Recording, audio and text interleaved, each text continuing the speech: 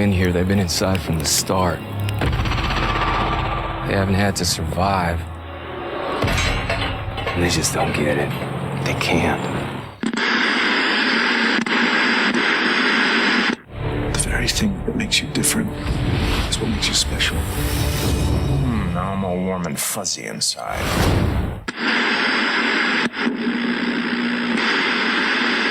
To fight for this city. To be the symbol of hope that the Arrow never was. I am the Green Arrow.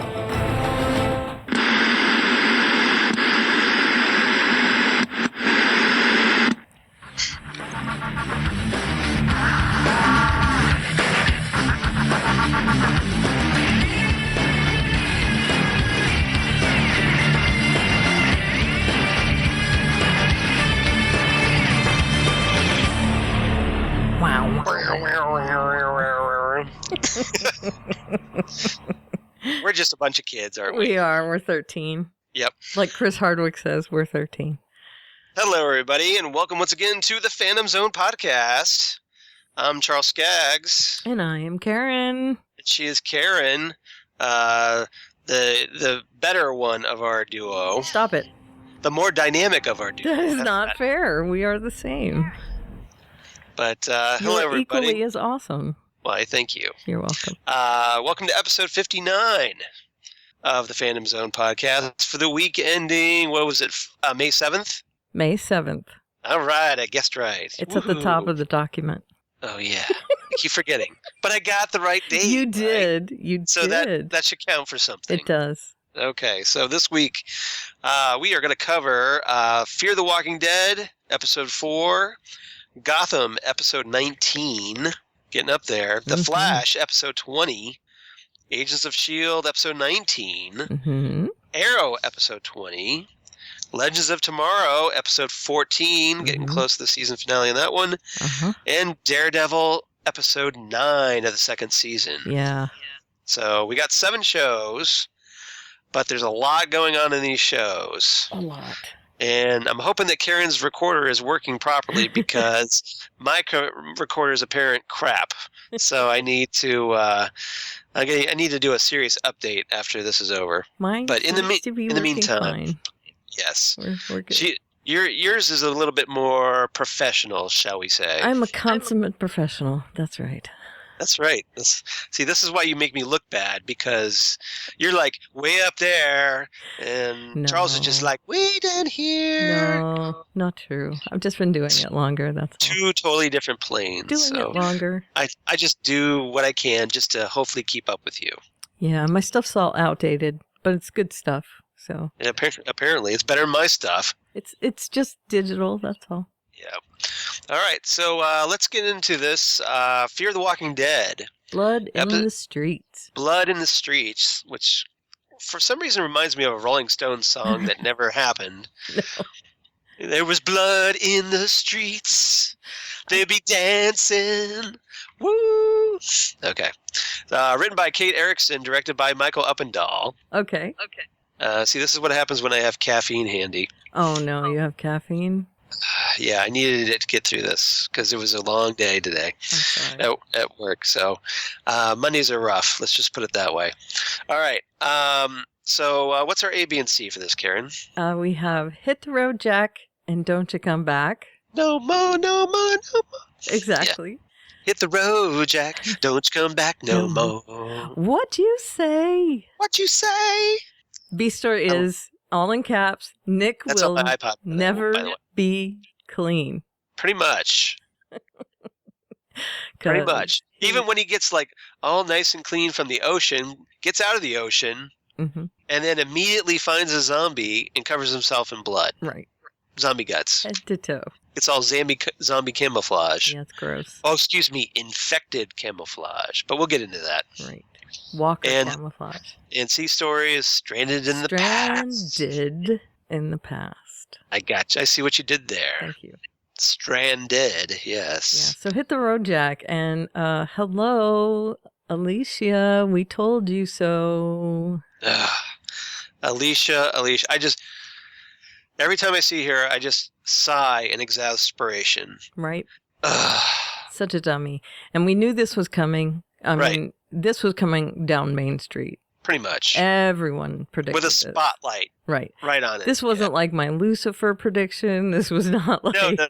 This didn't take much to predict. No, not at all. I take no credit for predicting this. No points for getting this one. No. Because this should have been like this is like the one of those like pop quizzes you had in high school where it's an easy bonus points Exactly. question. It's a gimme. Now, the one thing I didn't predict is that Strand would bail.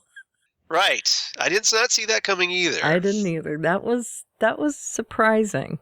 Yeah, he was out of that boat. He was out of the Abigail like fast, man. He was just phew. Well, I do think that if Daniel hadn't taken his gun, he wouldn't have bailed. So do you think he panicked? No, I don't think he panicked. I just think he realized he was in a no-win situation. They go Kobayashi Maru. Right. A no-win situation, so escape the situation. They were overwhelming them. These people are not going to help him. And he had made it clear, do you think they're going to choose me over them? No, they're not. Nope. So I'm out. Yep. I'm out. And little did he know, they probably would have chosen him along with everyone else. They would have all worked together, but, you know. You never know. I mean, he was playing the odds, and he thought the odds weren't in his favor. Right. And it ended up that he came on the winning side anyway. They came and got him at the end, and, you know. Yeah. It worked out for him, but... But essentially, this was the flashback episode for Strand. For Strand, which... Giving this character, this mysterious, enigmatic character, some much-needed backstory. Right. Oddly enough, he bails from the ship where all the action is happening, yet we get his backstory. So it's... He jumped right into his own flashback. Right, exactly. He leaves where the action is happening, and we get his backstory. So that I thought that was can't be awesome. bothered to film this. I got to go film a flashback. I'll be back. I'll be back at the end. I'll of the be back episode. after my flashback is over. Yeah, right. Yeah. And Doug Ray Scott was in this episode. I love Doug Ray Scott. Now, for those of you, he's one of those actors like you can't quite recognize him until you see him, and you're like, okay, that guy. He was in something. What was it? But yeah, he was the bad guy in Mission Impossible 2. Right. He was in the Doctor Who episode S.H.I.E.L.D. Oh, very nice. I didn't know he was in that.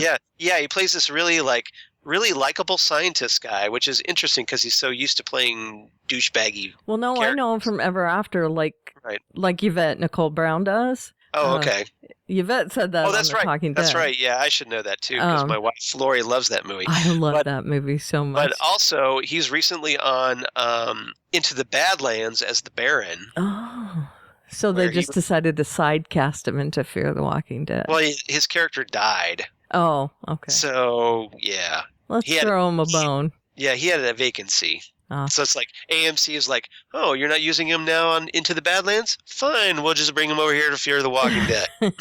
And he may recur. We don't know whether he will appear again or not. So do you think he's out there? Possible reunion? Well, Strand apparently thinks that he's going to be... Maybe he's in Mexico? At this stronghold in Baja, right? So... Right. Baja Fresh, as you called it last week. Exactly. See, I remember. With his little friend's mother, who doesn't like him at all. The friend who... Luis? Yeah, Luis. Okay, yeah. Luis's mother. Well, Luis the sniper, apparently, because boy's got some skills. He took that woman out. Headshot. Headshot. He had 2 of them right in a row. I know. Well, okay, so back to Hit the Road Check. Those people were not professional, but they managed to subdue the people on the boat because the people on the boat just were not ready for them. And they're very naive. Yeah. Well, when Ophelia is asking Chris, should we shoot them or something? Yeah. Chris should have said, you're face palming at home going, oh, yes. Just shoot them. Yes, you should shoot them. Or, make them go away. Right. I don't care if there's a pregnant woman, No. Make them go away. Just make them You don't know what they're up to. Right. And sure enough, they get burned by it. Trust no one. And this is something they're going to have to learn. Trust no one. Now, Strand is back on the boat, and Nick and Luis have come and met them. on the Right. boat. Yeah, Nick has to reassure everybody that Luis is cool, guys. Don't try to kill him. Right. He just killed 2 of those guys with Right. sniper rifles. You might want to be nice to this guy. Yeah. So they know that that Luis and crew and, where they're going, they're going to be good. So they're going to trust them. But I'm thinking that anyone who's new that they come across, they're going to be a little more wary of them. Okay. So, don't you think? I think so too. Yeah, I totally agree. But of course, and we haven't seen this next episode that is on our DVRs. So or on demand if you're me. Right. But Alicia and her father, her stepfather. Oh, you mean Travis? Travis have been taken. Yeah. He's so unmemorable. You can't remember his name. I mean, so far he is. I mean, I know Madison, but so Alicia He's so and Travis. milquetoast. He is kind of milquetoasty. Alicia and Travis have been taken, so we are still going to have a bit of a fight there. Right. But it's, now I did like that this thing's starting to finally escalate. Mm-hmm. Which things is good. are finally in motion. Right. And what kind of a fight are they going to have on their hands? Right. To split and go get Alicia and Travis, or to all of them go get Alicia and Travis? Because now they have everyone set to go to Baja. Right. Because they have Luis and all the supplies and everything. So is Strand going to want to just say, screw them and go to Baja? Or is he going to acquiesce to their request to go and get? Well, it all depends if Luis is mechanical, because Strand might want to get Travis because Travis. he can. Travis at least has made himself useful by learning how the boat works. Right. So he's at least has a use. Right. Alicia, you can, just who cares? Yeah, who cares? Well, she's wall decoration at this point. Yeah, he has a use for Travis. He has to toughen him up, definitely. And I think he does see an asset in Daniel if he can work out a truce with him. He sees an asset there. Yeah, they need to come to a meeting of the minds on that one. Right, and he sees a slight bit of potential in Madison, I think, in the diplomacy side of things, but I think for the most part, the rest of them are pretty... And of course, Chris. Yes. No, not Chris. Nick. Nick, yeah. He and Nick they're pals. I mean, he's going to keep Nick. Nick is his dude. Now, with this episode, I'm wondering if he doesn't have some sort of an attraction to Nick, now that we know. That's interesting, but... I don't think so. I'm not getting that vibe for some reason. No, that doesn't mean he fell in love with him or anything. I just wonder if there's some sort of a connection. Like, he's pretty, so we'll no, bring him not a up. pretty, a connection. Okay. Like an outsider. Yeah. Is that what you're saying? Is that where you're getting just a connection to a person. Like you feel a connection to someone, and it doesn't mean you're going to act on it, but you feel like you have a connection with a person. Like the connection we have. Sure, I guess. Like you're my work husband, I guess. Right. You know what I mean? Yeah. Yes, I get you. I'm your podcast husband. Exactly. Okay, so he would be his work husband. Got it. Yeah. Makes perfect sense to me. Okay. All right, so Nick never being clean. Oh, God.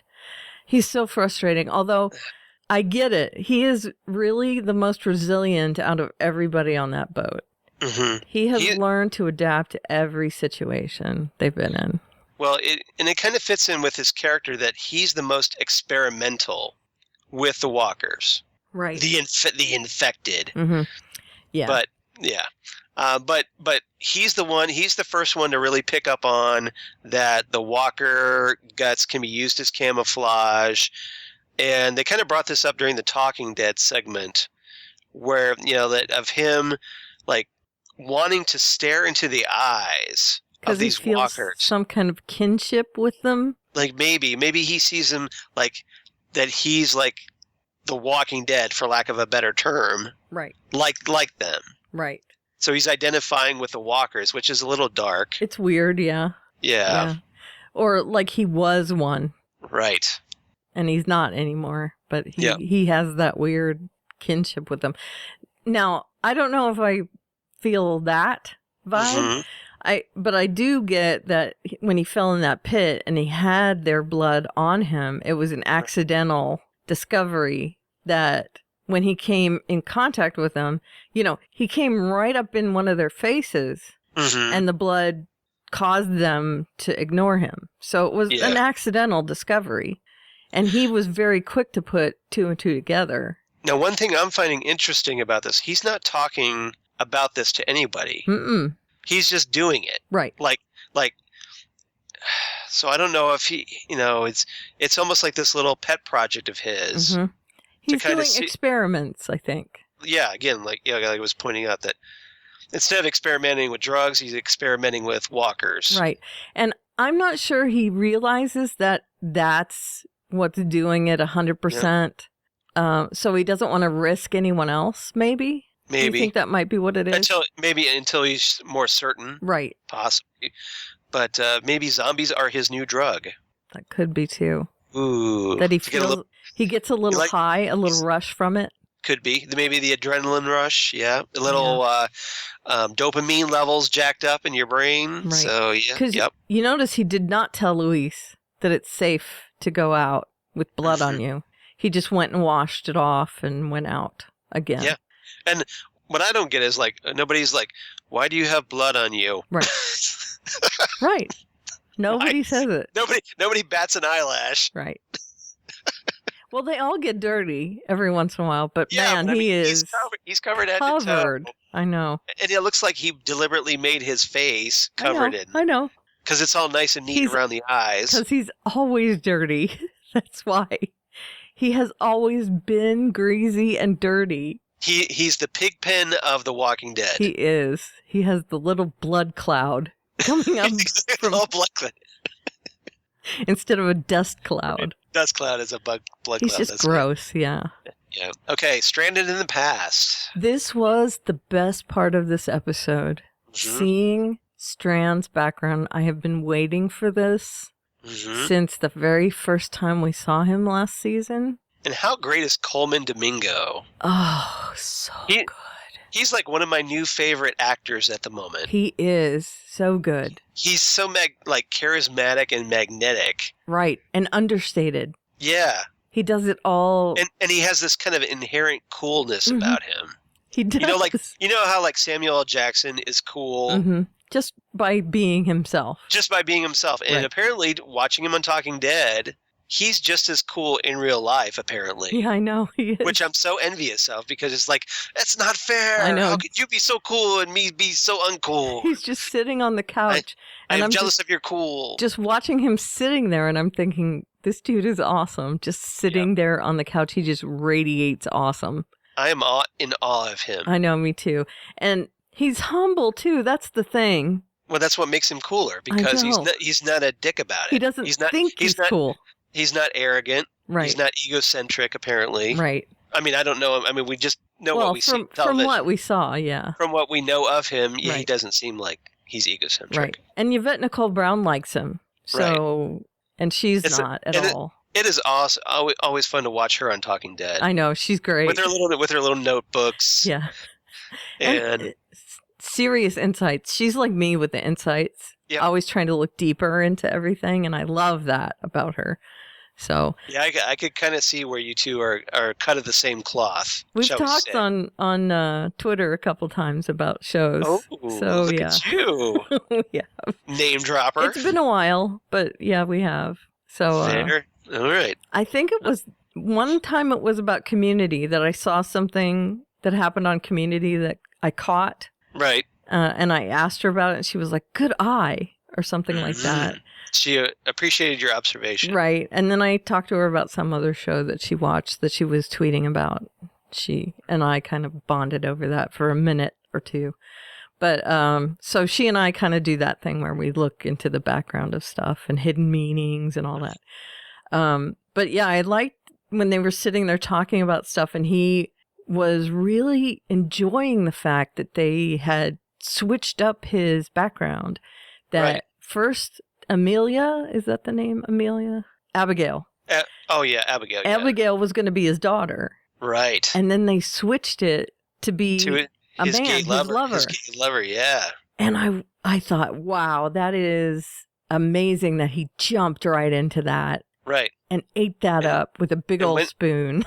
went for it. Yeah, and went right for it. And you can see that he loved that storyline from the way they really, really went for it. Well, it's something that, I mean, at first glance, you wouldn't expect it from this character. Right. Because he seems so alpha male. Right. So it's not your first, like, inclination. Right. Not that gay people can't be alpha males, but right. You just don't think of it. It's just not the first thing you think of. I never thought of him as any kind of sexual. Right. Sex. Yeah, he almost seemed asexual, right. didn't he? Right. Yeah. Just driven with power. Right. Period. Like sex held no meaning for him. Correct. Yeah. Yeah, I just didn't think of him as any kind of drive other than power, really. I think that's a good way to put it. Yeah. But seeing this episode, and first of all, seeing him as an opportunist, right, with Dougray Scott, Mr. Abigail, in the bar talking about the fact that he lost all his money in New Orleans. Right. And so you get a little Katrina backstory. Right. So he owned property in New Orleans, and then Dougray Scott came in and bought up property in New Orleans. So he was making all the money where... Right, because all the property values went right into the toilet. Right. So he was probably cleaning up. Right. Dougray was buying it all while... Cheap. Yeah. While our man was losing it all. And so Strand gets him drunk and takes him to his room and ends up taking all his credit cards. But Abigail is not drunk enough to notice. I mean, he notices the credit cards and he says, maybe I don't see this. Right. And of course, he comes back later on and they become partners and partners. Yeah, because, Strand at that point, he almost expects to get in trouble for it. I think he does. He's waiting. But he doesn't. Right. They make this, like, what they call an obligation right. Arrangement so that Strand will pay him money. Right. Exactly. But he's not going to get in trouble for it. Right. Apparently. As long as he keeps paying him money. Exactly. And then, of course, they fall into this relationship and they become closer and closer. And they have this place in Baja. And when things start going south, they decide that they're going to make a run for it. And so that's where our story ends up, with him being in this jail. Yep. And I still don't know how he got in the jail. Yeah, I'm sure that's another flashback. Right. But but unlike the Arrow flashbacks, these actually matter. Right, exactly. Right? These were super interesting. Yes. And relevant to the story. And relevant to the story. Super relevant to the story. Yeah. Okay. Yeah, so that was great. And I can't wait to see Dougray again. Hopefully we will see him again because he was a great foil for Strand. I don't think we've gotten the full story there. Yeah, so. I don't think so either. I think he and Strand together were a great pair. And I loved his accent. He did a great accent in this. Really, really good. He has an English accent in real life, and this was kind of I think it's Scottish, isn't it? Kind of Scottish. Maybe just a Euro kind of floating around Europe. Because I thought Dougray Scott was Scottish, but I could be wrong. Is he? I don't know. I think so. He has changed his accent so many times. It's hard to say because he had a pretty natural sounding Scottish accent on Doctor Who. Okay. And he has a really good English accent in Ever After. Yeah, so it's hard to say. I won't. Okay, let's not pigeonhole him then. Yeah, exactly. He's from Europe somewhere. Yeah, in the UK. Let's narrow it down there. Okay, let's do that. Yeah, let's put it that. Okay, so anything else about this? I don't remember. They got rid of the guys. All the people on the boat are dead except for the pregnant chick, right? No, that one guy apparently who still has like a thing stuck in his chest. Yeah, Jack, who has a thing stuck through his chest, is still alive somehow. Okay, all right. Because they in the clip for next week, which was last night for us. And the pregnant chick? I think she's dead. Okay. I don't know. Madison was really going to town on her. She might be alive. I don't know. Okay. But yeah. Never trust a guy named Jack on a sinking boat. Yeah, they made that joke. That's a joke, yeah. Talking Dead. All right, so what's your rating for this one? I really loved it. 9 stolen credit cards.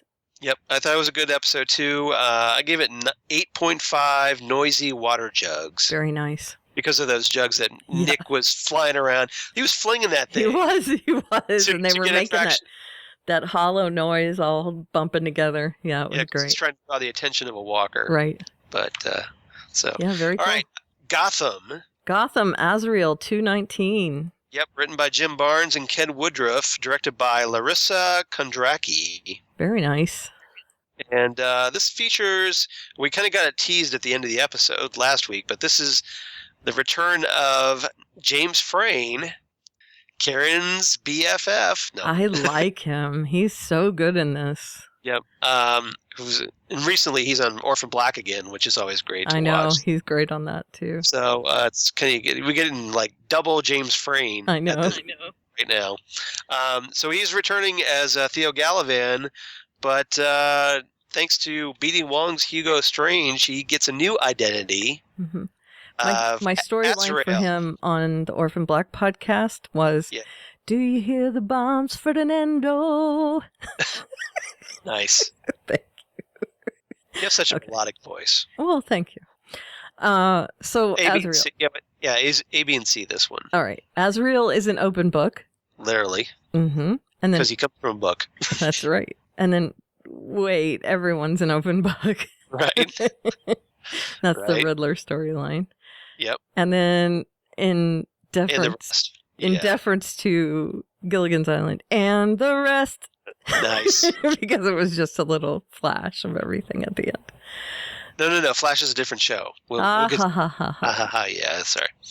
Okay, so Azrael is an open book because I'm guessing this is referring to Hugo Strange giving Theo this identity of Azrael taken straight from this sacred book belonging to the Order of Saint Dumas. Yeah. Now, one of the dynamics I found interesting here was that Riddler Ed catches him in the hallway and talks to him about his manipulation of everyone in the jail. Right. And gives him the hint to go and use the book. Now, to me, this says that Hugo is vulnerable to Ed because Ed is a little kind of on the same level of intelligence as Hugo. Kind of. Yeah, I'd say so, but it's almost like Ed got his foot in the door with Hugo. Mm-hmm. Because he showed him not only how he manipulates everyone and reads them, but he also gave him a clue as to how to use this therapy on. Yeah. So maybe Hugo will get back to him for further advice on something. Mm-hmm. So yeah, this may be Hugo Strange's downfall. It might be. Or at least partial downfall. Right. And not to mention what happens later on, but that's part of the everyone's an open book.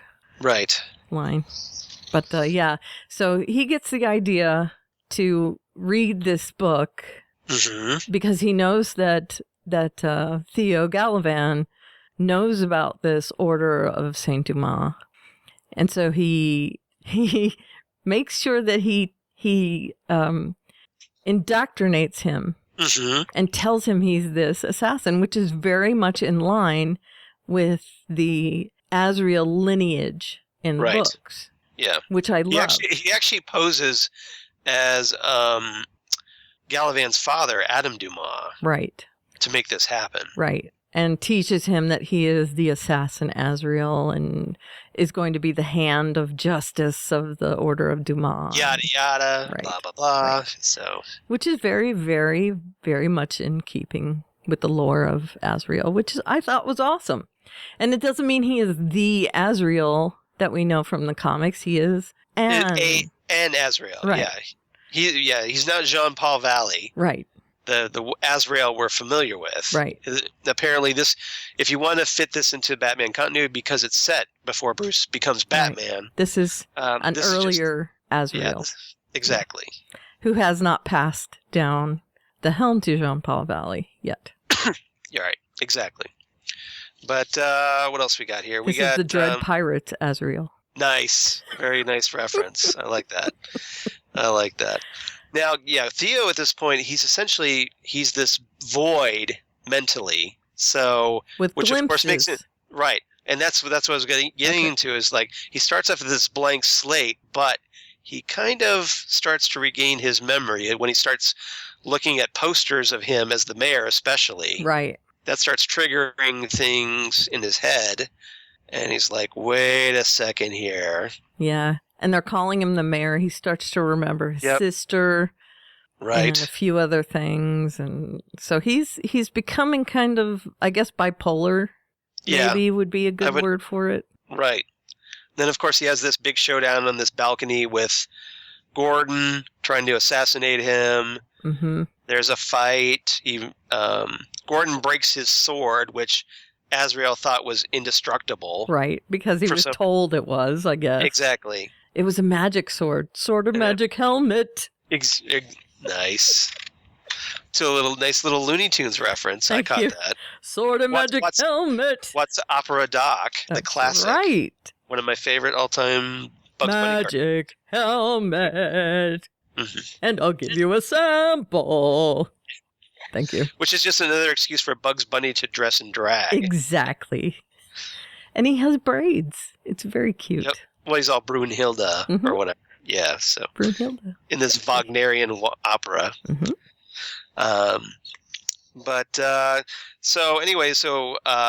There's a big confrontation on the roof. Barnes is there. Mm-hmm. Unfortunately for Barnes. Yeah, pretty much, because Barnes ends up getting stabbed when Gordon shows up. Azrael tries to take off, but Gordon shoots him like multiple times until he falls off the building and lands on a TV van. Right. In front of reporters and all this. And of course now... Oh, nice, convenient. Yeah. He's unmasked, and I'm doing air quotes, unmasked as Theo Gallivan being alive and kind of being a villain. I kind of like the reporters are like, hey, Theo Gallivan just fell off a roof onto this van behind me. Right. And he's wearing a cape and a suit, and so he looks like a supervillain, I guess. Dressed in some form of costume. Right. Yeah. And he runs off, and of course after this they're going to find out what happened on the roof, so he's going to end up being a villain. Yeah. So but it kind of gets Gordon, or now, and it kind of clears Gordon's character, because remember, he had that murder of Theo hanging over him. Right, so Gordon couldn't have been a murderer. So Gordon's just like, well, I guess I didn't kill him after all. I guess I can feel good about myself. Except you kind of did. But hey, whatever. Yeah, it's not that you didn't kill him. You did kill him. He just came back. Right. But it's a nice thing that. But I'm sure Gordon is just like, well, we'll call it a wash at this point. Right. So he feels vindicated, I bet. Probably. And Barnes, of course, is down for the count right now. I don't think he's dead. I don't think he's dead either, because I was looking at the summary on this, and they were saying that he ends up hospitalized. Right. But he's still alive, apparently. I do like the interchange they have earlier in the episode when he says, well, if you don't like how I do things, why don't you run it yourself? Right. Be commissioner yourself. And he says, well, maybe I will. Yeah, I thought that was a little blatant. I thought that was a little too in your face. It's funny. I know. They're doing it on purpose. Yes, I know. It just kind of felt like, hey, he said the thing where we know Gordon's going to become commissioner. Well, that's why they did it. Yeah, I know they did. To do the ha-ha funny. But of course, this whole broadcast of Theo all over the TV networks, of course, this is, gets out to all the other supporting characters on the show. Mm-hmm. So they can react to it. Yeah, that was and the rest. That was my and the rest. Oh, okay. At so the end. There. So Penguin, who has all of his Earthsat's family with bugs flying around. And by the way, never wear earbuds when there are bugs flying around in the show, because it sounds like they're buzzing. Yeah, bugs buzzing in your ears. So he's talking to his stepmother, who's rotting. Still a corpse. Yeah, rotting away. Yeah, and I gotta think that place is smelling pretty bad at this point, right? So rotting food, quote unquote food, and his and with Penguin's nose, maybe that's not the best idea. Right? He's Oswald. He's gone off the deep end a little bit, and the dog. Cuckoo for Cocoa Puffs. Yeah, and then he sees Theo, who he knows is dead, on the TV, and he's like, Theo alive. Well, Penguin hello. smash. Right. So we have to find out what's going on with him, and then we see that Barbara. Remember, Theo killed Penguin's mom. Let's Right. not forget that. That's so. Right. Yeah. Barbara and Tabitha and Butch also see. Barbara. Yeah, they're like having a slumber party or something. I know, but Barbara is going a little batty because she keeps turning the channel. The remote. That was pretty funny. Yeah. And yeah, but it's driving Butch crazy. Yeah. Can you just land on something already? Click, Sounds like my wife when I'm click, flipping channels. click, Yeah. click. Yeah, my husband and I have separate TVs. Oh, Mm-hmm. Because I cannot stand this. the clicking. Click, click, click, click, click. Yes, you guys are just like, okay, I can instantly go like, I don't want that, I want that, I want that, but I got to see what else is on. Well, I don't mind the flipping through the menu. Yeah, That's a menu. That's not Right. channels. as opposed to channels. Don't Yeah, channel surf. That's annoying. Okay, so anyway, yeah, they all see that he's alive, and of course, this means revenge. At the Revenge, end of the yep. episode. And then yeah. we have cue the Kill Bill music, right. and yeah. Dun. Exactly. That was a little quiet, by the way. You might want Was to it? jack that up a little. Yeah. There we go. That's much better. So, All right. So everyone's an open book. I think we skipped that. yeah, that's the part with Ed Nigma. Now, Ed knows how to read everyone in the jail, Right. which is awesome. I think we underestimated him. We thought that he was not going to do well in prison, but apparently he's fine. Yeah. Well, because it's like a puzzle for him to figure out, Which he has done. which he does. You know, he even kind of shows off, of course, because he likes the attention. Mm-hmm. He shows off to Hugo that, well, you know, I solved her, I solved him, I solved this guy, and I know exactly what they want to keep them happy. Mm-hmm. And as long as I keep them happy, they all like me. It's all good. Yeah. Right. So no big deal here. Right. And one of the things that I was thinking was, you know, he's one of those villains of Batman who has a posse. You know, he's got his little Riddler posse that wears the same Right. outfit as him. And I feel like this is the start of his posse. Oh. Where he gets his little mindless group of Well, he did have a couple of hench wenches yeah. by the name of Query and Echo. See? So And this is where he realizes that if he gets a team behind him, right. that he doesn't have to do all the dirty work. Right, henchmen. Right. Brilliant. What a concept. Henchmen. Let the henchmen do all the grungy Right? stuff. Right. I don't have to get my hands clean. Right. Or dirty. So he yeah. gets them to go out and get everything. And I love that he says, get me the bug zapper. And the guy Right. comes back with the With spatula. well, it was like a spatula. It's a spatula, yeah. Yeah. And he says, no, because the bug zapper is electronic. Yes. That's what I Well, because he ends up converting that bug zapper into like a black light detector hmm or flashlight, Right. which I thought was pretty like I'm Very not sure how- ingenious.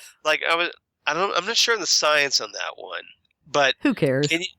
it's like he used ammonia with it to Right. make a black light device Right. out of the bug zapper. It might work. I don't know. I don't know. Maybe. Sure. I don't know what the science is. Well, Let's go he's a CSI guy. right. He knows chemicals. You should know that. Right. So he realized that there's a hallway where there should be something beyond it because there's Yep. something beyond it somewhere else. Yep. Find some fingerprints. Finds the fingerprints, and so he goes and gets the stuff in order to find out what's there. He finds the fingerprints, then he finds the hidden elevator, and then he finds Indian Hill. And so we see him down there, and we'll Exactly. see what's going on down there. Yes. But basically Ed's just like, Yeah, I might be able to use this for later. right. Let me just file this away. Let me absorb this. Yeah. Yeah. So, all right. So, what's your rating for this one? I give it 9.5 origami roses because I think it went a long way, and I love that iconic shot of Azrael looking like Batman there at the end. Yep. I wasn't as impressed with this episode as you were, although I did like it a lot. I give this 8.5 bug zappers converted into black light flashlights. Awesome. So 8.5's no slouch. no, it's not. It I is really not. liked Ed because Ed surprised me Okay. with the reading. So I'm gonna throw you a curve and move on to The the Flash. Flash. Sure. Yep. Episode 20. I just write them down in the order you have them in in That's the okay. spreadsheet. That's okay. That's Okay. cool. Rupture, written by Kai Yu-Woo and Lauren Serto. Alrighty. Directed by Armin V. Kevorkian. Hopefully no relation. Although, it doesn't I'll let you matter. look that one up, kids, if you're not familiar with it. Yeah. All right. Try not to go to sleep around him. Pretty much. All right. So A, B, and C. Oh, brother, where art thou? Nice. A hollow defeat. Got it. I see what you did there. Thank you. Dissolve to newly minted speedsters? Probably. Okay. That's the impression I got. Right. And dissolve, of course, Yeah. being the first part of that. Got it. Okay. Yep. So, oh brother, where art thou? Yeah, they're kind of all mixed up together, but Yeah. the main story was, oh, brother, where art thou, I think. Yeah, the return of Cisco's brother Dante, who we haven't seen for a while since the first kind season. of a douche. Yeah, he was a douche. They kind of meet up in a bar, and Dante's like, well, what do you want from me? And Cisco's like, why? Why do I have to want something from you? Well, it's only when you want to spend time with me is because when you want something from me. I know, it's so bad. Yeah. So they have a little bit of a dysfunctional relationship. Still, Yep. his brother is terrible. Yeah. And he makes a comment of like, well, if it wasn't for you, I wouldn't have almost had my fingers frozen off. Yeah, if it wasn't for you, you wouldn't be breathing. You're right. Stupid. So, yeah. And to make matters worse, we get another Dante showing up in the form of two Dantes in one. Exactly. But, Very good. That was exactly what I was going to do. I kind of figured. So, so we get the form of Rupture, who is Earth 2 Cisco's brother, who is the one that's still alive because Earth 2 Cisco was killed. Right. Reverb. And then you killed my brother. And I love the references in this episode. Cisco is great with the pop culture references. Did you just Inigo Montoya me? Right. So great. So great. Yeah, that was great. I like that a lot. So, Rupture's basically looking for revenge. And wants to duke it out with the Flash. But turns out, because, well, the Flash isn't really around. Right. Because Barry, as we know, stupidly gave away his speed. Right. So, and this kind of leads into our B story. A hollow defeat because Barry and Cisco have come up with this brilliant plan to trick everybody with a holographic Flash. Right. Which is the worst plan ever. Because that won't get figured out soon. Because he can't go into tunnels and he can't actually touch anything. And Right, exactly. Can't actually grab those bad guys. Right.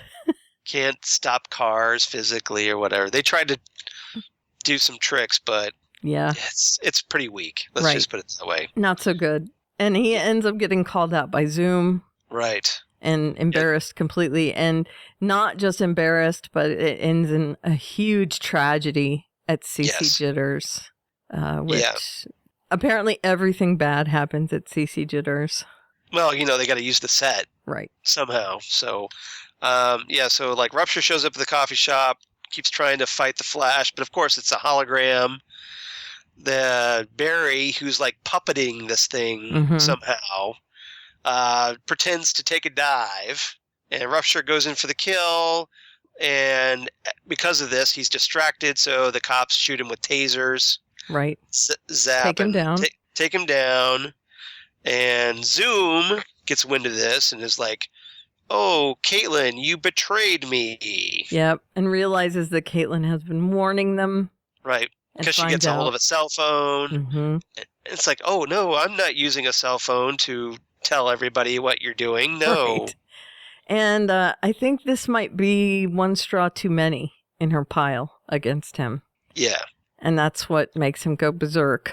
Yep. And he decides he's not going to save anyone. You were supposed to love me. Right. Yeah. Right. So he was holding back. He wasn't going nutso on townspeople. He was just going to rule with an iron fist without the death toll rising into the hundreds and hundreds with Right. with Caitlin at his side, but now he's decided if Caitlin doesn't love him and isn't going to be loyal, then screw that noise. Exactly. So he outs Barry, Mm-hmm. and he shows Caitlin. He does it all right in front of Caitlin that he's going to take down all these cops and CC Jitters and all these people, innocent people. Right. And he kills everybody in CC Jitters and outs Barry. And he says it's your fault. To Right. Barry and to Caitlin, I'm guessing as well. So not good. They're not liking it. And this is when Barry's been resisting trying to get his power back this whole time. Yeah, he's a little hesitant. Right. And everyone's like, well, you don't have to get it back if you don't want to. You don't have to take this or do this. Or because Barry doesn't want to have to recreate the accident. Yeah, he actually ends up going to see his father, Henry. Right. So we get the return of John Wesley's ship. Who is now It is back. like, right? yeah, so he's like off his little cabin in the woods. Right. And Henry, of course, is like the sole voice of reason in this episode, where he's Right. like, dude, why are you doing this? Right. You're not You don't in have to charge do of- this. Right. Yeah, so But because of this tragedy, he decides he can't let this go on. And he's he kind of upset with decides everybody else for letting him, Barry, Right. do this. Right. And Wells is all insistent. He's like, oh, it's going to work. It's totally going to work. Right. So he gets Cisco, gets him up on the roof of the weather wizard's wand so he can do the Expecto Patronum. Which I'm reset. guessing is Harry Potter, yeah? Yes, it's Harry okay. Potter. You have not read Harry Potter? Ooh. Nope. All this stuff you read, and you didn't read Harry Potter. No. Wow. Should I? Yeah, you should. I've been told I should.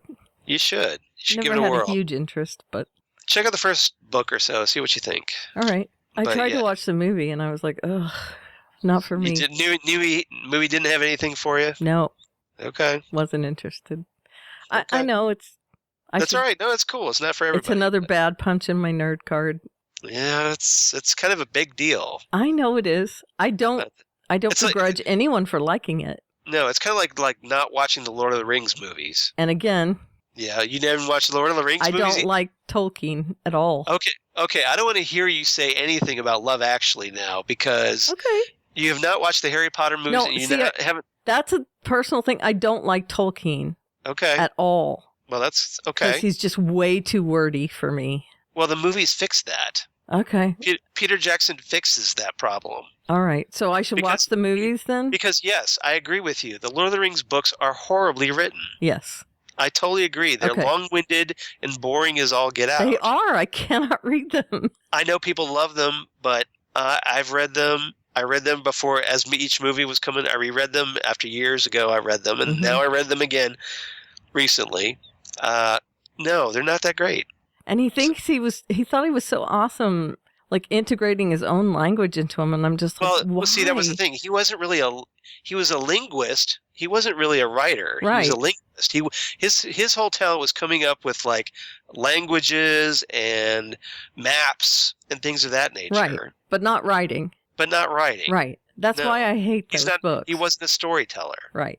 So So I should watch the movies So then? Peter Jackson and his, like Philippa Boyens, I think, his partner or whatever, that for getting these things redone, writing them, fixed a lot of that stuff All right. and makes it accessible. All right. We have the DVDs. I guess I should watch them. My husband At least- didn't force me because he knows how much I hate the books.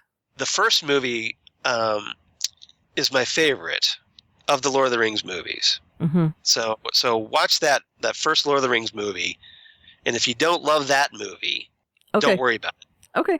I Okay? will. I promise. Just watch the one movie and see if you like it. All right. That's Just my my husband knows how much I loathe Tolkien. So, Yeah. because I had to read it for school Right. at one point for a science fiction-y thing. And I was like, no. Right. Sorry, no. Anyway. Anyway, so sorry about that What is this digression bizarre there. segue? Shut up, you. Shut up, Blaine. Well, then we were getting off topic there. I keep promising I'll read a Harry Potter book. I really do, but at least give the first Lord of the Rings movie a try. I will. Okay. I 'cause do. you got I promise you. You got Ian McKellen and all these great I actors. know. I like all the actors in it. And the effects are great. Film looks great. So yeah. I have thought about watching the movies before. Okay. Because okay. there are many things that interest me about them. Okay. I love fantasy and all that kind of things. Okay. So, getting back to the Flash. Sorry about that, It's everybody. okay. So our C plot, the dissolved to newly minted speedsters. He doesn't just talk about Harry Potter, though. He also makes a reference to Back to the Future there, too. Yeah, because with lightning, yeah. Right. Probably like 1.21 gigawatts, and yeah. Right. Yeah. Something like that. I don't know. But Probably. anyway, sorry about that. So he does the lightning, and then it comes So, down. yeah, and so yeah, well, it comes everything. down, but instead of giving Barry his power, it essentially crispy fries him. Well, it dissolves him like it did Yeah, the speedster that turned blue, and it dissolved her. right. Do you remember that? Right. So he kind of becomes this little cloud, Mm-hmm. energy cloud, Right. that ends up passing through Wally and Jesse Quick, Jesse Wells. Right. Who have wormed their way out of the room that they were locked in. Yeah, they were in the time vault, locked away. Right. But of course, you knew they were going to get out. Of course, right at the moment most when opportune time to so become. they get zapped. So Speedsters. chances are we are building up to a season finale with multiple speedsters. Correct. To take down Zoom. Right. And I'm guessing the Barry is just in the Speed Force. Right. Presumably, hopefully. Right. So he'll come back. We'll have Jesse and Wally with super speed. Maybe the Iron Man and the Iron Mask will be revealed as the actual Jay Garrick. There's a question to that now, though. What is the question? Can I say it after I give my grade? Okay, that's fair enough. Do you want to give the grades now? Yeah, let's go ahead and give the grades. Okay, I give it 8.5 offhanded name references. And it's because Henry says that his mother's maiden name was Garrick. Right. And I'm wondering if it's not Earth 2's Henry in there. That's possible. Right. Like Henry J. Garrick. Right. That's possible. So we could be seeing John Wesley Shipp under that mask. Right. Man, that's possible. And he still could be... Which would make sense because he's kind of old enough to be that older speedster. Right. He still could be Jay Garrick. Right. So it could be Henry J. Garrick or something. Yeah. That's a good theory. I like that. He mentioned it. Why would they mention it if... I like that theory. No, I know. I realize it was set up for a reason. Mm-hmm. That's interesting. Okay, let's go with that. And the build is right, too. I mean, they have the same build. So Right. Yep. It Because was originally people thought Zoom was Henry. Was the Earth 2 Henry Allen. Mm-hmm. So, yeah. I would be psyched if that was him. To see John Wesley Shipp suited up as the Flash again. Mm-hmm. Wouldn't you be psyched? But, you know... It would be in a different suit, but still. Right. He'll probably wear the helmet. But he'd still have the little thing on his chest, right? Right. So, yeah. That'd be kind of cool. I know. We'll see what it does. It'd be awesome. I kind of like that idea. I like that theory. So All what right, do you give it? I give this one 8.5 Flash holograms. Very nice. So, it was the whole... I mean, they're dragging on this whole thing with Barry's powers. Yeah. Because they're kind of padding it out to the season finale. I'm just like, get on with it. Right. I know. Let's get there. I know. So... And then there's the whole story with Iris, which is starting to bug me. But I did like that Zoom is becoming this major threat. Mm-hmm. And, we're going to get Jesse and Wally with superpowers. Right. So it did move forward. It did move forward, so that's good. All right. Agents of S.H.I.E.L.D. Okay, this one is... Failed Experiments. I'm so mad about this show. Failed Experiments, written by Brent Fletcher, directed by Wendy Stanzler. All right. And what's our A, B, and C, Karen? I give it, what's an agent like you doing in an abandoned town like this? Nice. Double dealin' Daisy. And Daisy. Linko lobotomy. I love that. Linko lobotomy? Linko lobotomy, yeah. Okay. I liked it. For some reason, I thought it was cute. I liked it. Thank you. I like that one. And it has a question mark. Linko lobotomy? Right. Yeah. Yeah. So, what's an agent like you doing in an abandoned town like this? That's, of course, the whole storyline with them trying to track down the Cree town. Yeah. Trying to track down Daisy. Yeah. No, we kind of get a little backstory. We start off with a little backstory on the Hive. We see that it was originally long, long ago, probably about the time of Vandal Savage. He starts off with this prehistoric show. Yeah. Still. Okay. So he starts off with this prehistoric tribal hunter like Vandal Savage. And just saying. Yeah. That's true. who comes across the Kree just kind of walking around out there. He gets brought back to their ship, gets experimented upon. The Kree use their blood to transform his DNA, and he becomes the Hive after undergoing Terrigenesis. Right. The first Inhuman, I'm guessing. The first right? Inhuman, apparently, yeah. Right. Yep. So we get a little backstory with that. And that is who Ward is now. Yes. Just he has absorbed all these other.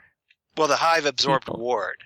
Right. So like the Hive ate Ward up. Right. Num num num. And I'm saying go. Ward, the body that is Ward is this first Inhuman, and he's just absorbing all these people. Yeah. Right. Okay. Exactly. I'm trying to get all this straight. I'm hoping you will help me get all this. It's so. I'll try my best. So confusing. So anyway, S.H.I.E.L.D. locates this town where Hive and his crew have taken residence. Now, they've located it by using the facial recognition software that Daisy helped create. Right. And they found Daisy through it. And they think that she has let herself be found. But really, she just let her guard down. Is that I think so. That's the kind of impression that I got. Okay. Maybe there's some small part of her inside that's resisting. Okay. All right. But we'll see. But that's how they found the town. So they found the town and... right. Now, there's a great scene in this where, like, May and Mac show up. They find Hellfire. Right. James. And he's just, like, in his bar drinking. He's hilarious. Playing pool, whatever. So May follows him in there, pretends to be Hydra. James, Hellfire ends up blabbing everything to May. Right. After getting him another few in him to drink. He lays all the lines on her and everything. Right. He's totally hitting on her. But yeah, he talks about how there's this experiment to change humans into Inhumans. So he keeps flirting, and then once he spills Hive's location, May ends up knocking him out with a pool cue. Right off the back of the head. Which is awesome. Which was great, yeah. I loved it. And of course, this is the scientist that Gemma and that Fitzsimmons brought. Radcliffe. Right. Yeah. He's the one there with Ward the guy, doing the weird. What's his name from the Mummy? Right. Yeah. He's doing the experiments. What actor? I can't remember his name, but yeah. Right. And he's doing the experiments, but he finds out that he needs Kree blood, and Ward's blood doesn't work. Right? Because Ward's blood is not pure Kree. His blood has been diluted with Inhuman blood too much in order to qualify. So what he's doing is he's using this serum that's not quite Kree blood, and they're like melting, like they're looking at the what do you call it, the Indiana Jones thing. Oh, you mean at the Ark of the Covenant? Covenant, yes. like he's Toad. Right, exactly. In Raiders of the Lost Ark, and he's like, right. Isn't that what they look like, kind of? Yes. Yeah. Yes. So they he needs Kree blood, but one of my favorite moments in movie history. Yeah. So he needs Kree blood, but he's getting Inhuman blood instead. Yes. So he tells Ward this because Ward's pissy with him over the whole thing. And he is not, it looks like he's very hesitant to tell Ward, your blood isn't good. Yeah. You're not good enough, Ward. Right. Well, and they harvested Whitley's blood, who is that duplicating woman that we don't like, the duplicating expendable character. Right. But she's just an Inhuman too. Right. She's not a Kree. So, and she's done for. She's out. Yeah, so essentially, Daisy's like, well, you could use my blood. Right, because she's both. Right. Inhuman and Kree. Right. Mm-hmm. So she's like the hybrid. Right. So, that's all. Yeah. And we leave it there. Exactly. We haven't seen that yet. Yeah, and that's her. She's also double dealing because she is talking about trying to indoctrinate S.H.I.E.L.D. into this program and turn them all into Inhumans, because of course they could help the world better if they're all Inhumans, but Yep. They don't want to be Inhumans. They want to be. Yeah. And Mac has a particular problem with this because he cares a lot about Daisy. They were kind of partners. And then there's like a confrontation between the two where Mac confronts her, tries to lure her back from the Hive side of the Force. Right. Come to the bright side. We have cookies. Yep, exactly. And doesn't work. Right. Because Daisy just whoops his ass. Big time. Big time. Mm-hmm. And so much so he ends up like in serious medical need. Mm-hmm. And everybody's just like, well, maybe Daisy is lost to us. Yeah. Yeah. And my Twitter feed blew up that they hate Daisy. It's time to let her go, kill her off. Yeah.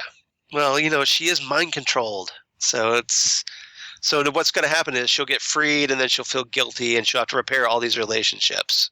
Well, someone's going to die at the end of the season, though. And everyone's like, well, you think maybe could it's it please be her? Well, everyone's hating her. She's Quake. Ooh, but sorry. Yeah, that's I didn't right. mean to hit my mic. But yeah, I know. Yeah. No, I'm not fond of her right now. That's okay. I get it. So speaking of her like would-be boyfriend, Lincoln Logs. Yes.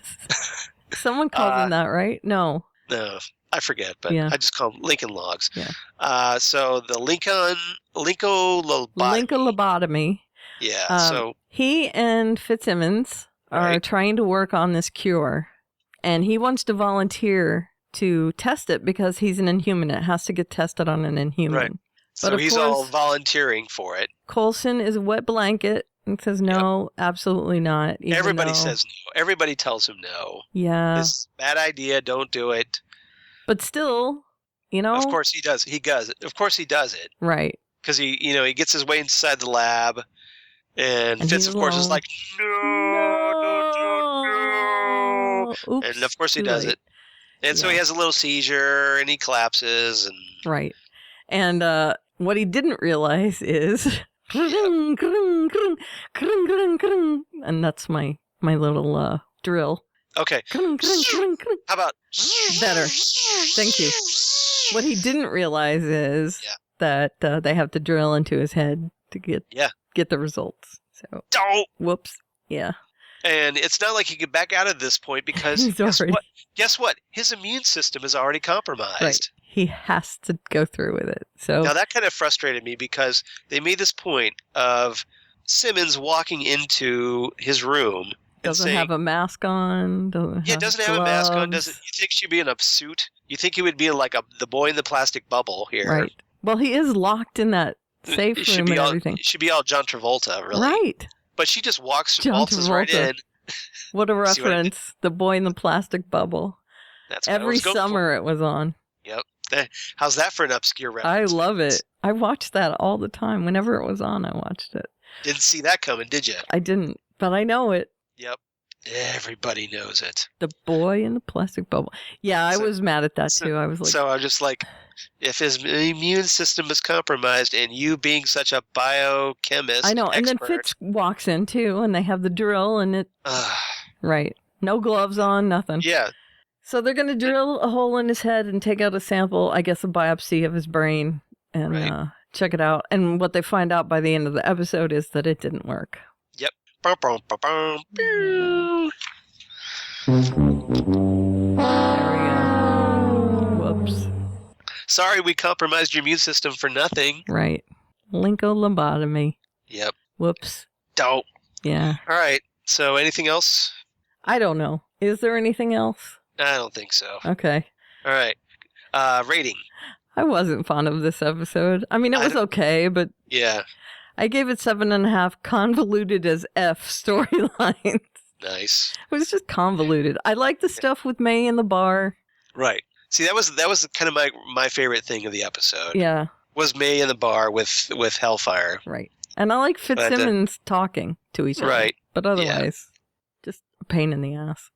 Yeah, I gave this one, I was a little more generous. I gave it 8 blue Kree hearts because there was that cool bit where, like, the Hive, like, reaches in, pulls out hearts, and, so he gets so, Kalima. So So that's your second Indiana Another Jones Indiana Jones reference. exactly. Yeah. That one's All right. from the Temple of Doom, though, right? Yes. Yeah. You are correct, sir. Yeah. Or Ma'am. lady. Ma'am. Yeah. Although I hate ma'am, too. You are correct. The only Karen. thing I have to say about Agents of S.H.I.E.L.D. is, while I think the storyline is good, I feel like it's stagnating a little bit. Well, like it's not... I think a lot of these shows right now, the shows that run 22, 23 episodes, they're not plotting enough. They just kind of spin their wheels, especially toward the end, because they know where they want to get, but they don't want to plot anything to get there, to fill in. So they kind of just have the characters kind of spin their wheels. They don't go forward. Right. So this is why shows on Netflix like Daredevil do better, because they're only 13 episodes. There's not nearly as much filler. Right. They get to the point. They do their, things matter more often. I mean, yeah, there may be 1 or 2 episodes, but not nearly like 3 or 4 in a row. Right. It just before feels something like, happens. I felt like when I watched this, I was like, did anything important happen in this episode? Yeah. So that's why I gave it such a low grade. And speaking of which, let's move on to Arrow. Whoops. Which is no relation there. Yeah. Arrow 420 Genesis. Genesis? Genesis is Planet Forbidden. Star Trek 3 reference. Yep. I made that a reference on Twitter. I just love that line delivery. Very nice. How could you be deaf with ears like that? Because of Bones is awesome. Yeah. Any Bones scene I just love. I know, me too. All right. Written by Oscar Balderrama. And not Bananarama. No. And Emilio Ortega Aldrich, directed by Gregory Smith. All right. So, A, B, and C us, Karen. She'll make a shaman out of him. Right. She'll make a man out of him, as it were. Andy won't stop drinking the Kool-Aid. Again, Right. Yeah, right. And Under the Dome, I had to do it. Yes, yeah. Well, if you see my rating for this episode, yeah, it was pretty obvious. I had to use Under the Dome. I just had to. Yeah. So. I tried to put a little spin on it, though. Yes, you did good. So, okay. So she'll make a shaman. Out of Should him. that be, or a She-Ra, take your pick. No, shaman. She was a shaman. Yes, yeah. So instead of getting, this is kind of one of my pet peeves about this episode, one of many, but instead of getting somebody like, Zatanna, or Dr. Occult, or the Phantom Stranger, Deadman, or somebody cool for Oliver to consult for help in taking down Damien Dark. Someone who is actually connected to Constantine. In the DC universe, yeah, because apparently this person's supposed to be a friend of Constantine, somebody that, or at least Constantine knows. Right. So you would think one of the more heavy hitters of the DC universe. This is a nobody. This is a complete nobody, right. And it drove me crazy. So it's this character they came up with called Fortuna. Why couldn't they just name her Zatanna? Do we not have the rights to Zatanna? I don't know. Because she could have been Zatanna, right? I mean, yeah, or even, how about this? Madame Xanadu. Right. I can't believe the rights to Madame Xanadu are taken. Yeah. So and she could have been almost the same character, right? Yeah, yeah. So why not Madame Xanadu? Right. But no, we don't get that. Yeah. We get Fortuna, and we don't care about her. No. So are they saving her for a later date? Well, the only thing I could think of is that, okay, we're saving the supernatural characters for season 2 of Legends of Tomorrow, perhaps, with Constantine. Maybe. Because if Constantine is the special guest character who shows up at the end of the season finale instead of Booster Gold as we thought. Yeah. Yeah. How great would that be? I see you staring at me and going, blink, blink. Blink, blink, yeah. That's what I see you doing. Yeah. But yeah, that would be awesome. So if they like the Justice League Dark characters. There is someone that they could have picked, though. They could have picked someone. Yes. There was a free someone. Sargon the freaking sorcerer. Right. Somebody. Right. And Sargon is terrible. Ibis the Invincible. There you go. Mr. E. Mr. E. How about Mr. E? He's awesome, right? Nobody can't be using Mr. E. Right. He's a Grant Morrison character, too. No, Mr. E is not. He's Mr. not. Mr. E existed. No, but Grant Morrison wrote. No, that was Neil Gaiman. Even better. Yeah, but no, but Gaiman didn't create Mr. E. No, Mr. I E know, was but I'm talking about the Vertigo, the new in the books of magic. Yeah. Yeah, no, yeah. So yeah. Jeez, All right. Daniel. Why not Daniel? Oh, so, yeah. Well, I would have that's taken Daniel. I think those are tied up in Sandman movie rights. I'm guessing. Yeah, okay. Well, Mystery, though, would have been cool. Yeah, Mystery would have been perfect. All right, so very frustrating. So apparently this immortal shaman Fortuna educates Oliver about dark magic. Plus, can I just say one thing? Yeah. Do you know what a shaman is? Yes. Like for reals? For Native American shamanism or... Yes. They work with the elements. Right. Fire, earth, water, air. Yes. Okay. Yeah. Period. They don't work with dark magic, light magic, none of that stuff. So to call her a shaman really pissed me off. Yeah. So, yeah. Okay. Anyway, that's just me. So, yeah. No, it's another pet peeve. Yes, I agree. Okay. Yeah, she teaches she teaches him not to give in to the dark side of So dark bad, light good. And then she lets him fail and then just says, "Okay, don't do that," and walks away. Yeah. Right? Well, no, she gets this. It's not that she just does that and walks away. She gets this vibe from him like, well, there's too much darkness inside you. I cannot teach him.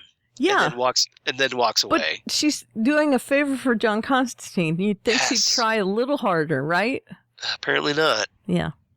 I'm writing you off, even though John Constantine told me I really needed to help you. Constantine needs to lose that reference because... Seriously? Yeah, completely useless. Ditch that card. Rip it in half. No, all it does is...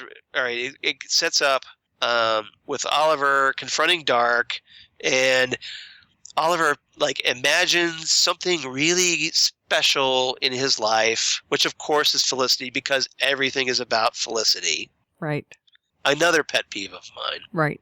The only good thing in his life is Felicity. But shouldn't it be Laurel because he killed Laurel?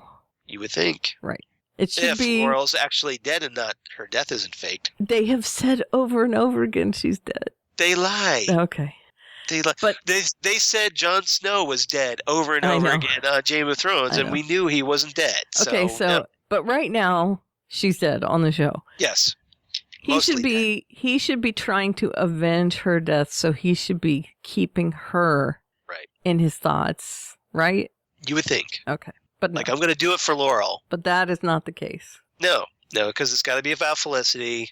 Always about Felicity and the ring. Because showrunner Wendy Miracle is apparently a shipper. Yes, mm-hmm. To the detriment of the show. Very much so. Or she gives in to the shippers. Yes, right. Which is even worse. She's indulging everybody on Tumblr who's shipping the characters. And I don't mind shippers. I really don't. But when it interferes with the storyline, right, that's when it becomes a problem, I think. Well, and apparently the shippers have gotten so bad, they're actually going after Gail Simone on Twitter. I know. Which is very frustrating. I know. And she keeps tweeting, I don't care what happens about Arrow. I don't watch the show. Right. I don't care what happens about Arrow. But they're all butthurt over it. I know. And not giving her, they're trolling her. I know. I don't get it. Gail Simone is awesome. So lay off Gail Simone already. I know. I don't understand why they tie things to her. No, she's an easy target. I guess. And they also don't get her sense of humor, which is to troll. She trolls the people who troll. Right. So her humor kind of goes over their head because they think she's saying something nasty when in fact she's just making fun of them. Right. When she's being sardonic. And she doesn't explain it. Yeah, exactly. Right. She's being sardonic. Right. But because now Gail Simone, you really should explain this more clearly because apparently some people are too thick and they don't pick up on it. It's text. Yeah. So some people are not savvy enough to get sardonic in They text. think it's literal. Right. Yeah. Right. All right. Okay. So anyway. Sorry, Blaine. So that's where we get our flashbacks in this episode. Yes. So through his trying to channel this light magic, wasn't really right? That wasn't really a flashback though. That was him when he goes to Hub City. Did we get flashbacks though? I don't think we got flashbacks this episode. Yeah, I'm just saying I think those were our flashbacks. Right. Serve the purpose. Right. But it was essentially training montage. Right. Yeah. You're the best around. Around. Nothing's gonna ever bring me gonna down. keep you down. You're the Yes, best around. Yep. See? we are so in sync. It's That's scary. right. That's right. Get out of my mind. Exactly. See, you're It's a cheering dark, me up dark today. place. You don't want to be there. No, it's all right. Mine's dark too. Okay. People think I'm nice. I'm not really. You have them fooled. I do. All right. Well, you got me fooled because I think you're nice too. Oh, well, thank you. So, My husband does too. I think I'm the only one who knows I'm not nice. but maybe you don't want to see yourself as nice. That But could be. you're unwittingly nice. You're so deep. Yep. All right. So, Hey, I've got my tea here. I'm feeling kind of zen. are you? So, yep. Okay. It's not green though. No, but, you know. Yeah, black tea. Black It's is black my tea. heart. Oh. Well, why don't you just put on Bauhaus or something and then And eyeliner. Yeah. turn into one of the goth kids from South Park? Dye But my hair and put it down on my face. Stop being emo, okay? All right. Anyway. Anyway. all right. So he has all these montages, and how does that end up? Well, basically, Oliver stops Damien Dark by channeling the power of light, Mhm. nullifying Dark's powers, forcing him to retreat. Run away! Run away! Right. But he doesn't beat him. He just, No, it just kind of fends him off. right. I'll be back in the season finale. Right. So, yeah. Yeah. Okay, so Okay. there's that. And then, So there's that, and Andy won't stop drinking the Kool-Aid. so Diggle blames Which is- himself. Yeah, Dark Diggle. Right. He's Dark Dignito. To be fair, Yeah. he should be blaming himself a little bit because bit. he didn't listen to anybody else. No, he's all ragey over this because of Laurel dying. Mhm. Well, it's because he let his brother in. Yeah. And so he's ignoring Lila. Hmm. He's ignoring Oliver. You know, Oliver, who he said was his bro, Right. but then when his real bro showed up, it's like, you're not my bro. See He's ya. Wouldn't want to be Yeah. ya. Yeah. Right, exactly. So, Bros and- before bros. bros As before I bros. said the other day. Which is, Yeah. it was bros before bros. Right. So, so he's But got Andy that. is So, just gross. I mean, he is like vindictive, nasty. yeah. in this So he's like, episode. he's attacking won't Rube kill me. Adams and causing all kinds of problems. Hmm. So he finally gets a hold of Andy, and he gets captured after this brief shootout. Andy puts a tracking device on him, then allows Diggle to escape so that Dark and his team can go after Diggle and Lila and their daughter. So well done there. Sarah, yeah. And they steal this control device to the world's nuclear weapons. Right. Which is, yeah. There you go. So that leads to another fight. Between Diggle and And Andy. Andy. So Andy tells Diggle whatever happens, he'll keep getting out of jail Right. and will keep terrorizing Diggle's family forever. Now, can I just say right here, and this was so dumb. Dude, Yeah. even if you think he's not going to kill you, don't taunt. Right, because it's only going to bite you in the... Stop talking. Yeah. Shut up. Right. Shut up. Shut So it he just kept talking. You won't kill me. I know you won't kill me. Go ahead. Why don't you kill me? Go ahead. Because right then, that's Yeah. when he's going to kill you. Yeah, exactly, because it's just like begging him to kill you. Right. So if you don't want him to kill you, Shut it. shut it. Zip it. Right. Zip it. Zip it. Zip it. Zip it. Zip. Zip it. Zip it. Zip it. Exactly. So, yeah. So, of course, yeah, Diggle shoots Andy. When the problem comes along, you must zip it. Zip it good. Yeah, and he kills him. He Yep. kills his brother. And Maybe we need that soundbite, maybe. yeah, zip it. You want me? The zip it thing, yeah. I have those other ones written down. I haven't Yeah, gotten we around to getting we them. might need to add that one too. Yeah. I kind of like that one now that we said it a couple times. Okay. It's kind of in my head now. Yeah. All right. So, little production on the fly there. So, Oliver arrives, tells him that Lila is okay but unconscious. Diggle tells Oliver he did what he had to do to keep Lila and Sarah safe. Right. Which everyone is saying it's okay. You Did he should have done really? it before. Yeah, exactly. Yeah, if you had killed him before, if you were going to kill him earlier before Laurel air quotes, died. Right. Yeah. But, you know. Yep. And Now, he didn't look as broken up over killing right. his brother than he did over all the other stuff. Yeah. So. Now, Lila, meanwhile, thank you. You're welcome.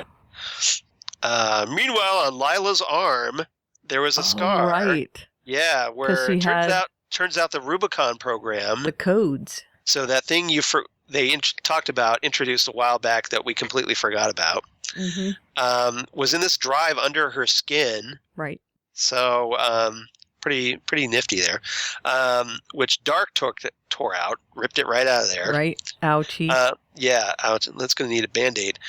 So she tells him that it's apparently a ballistic launch override protocol designed to prevent any country from launching nuclear attack. Or if you're Damien Dark, you want to use it to launch missiles instead. Right.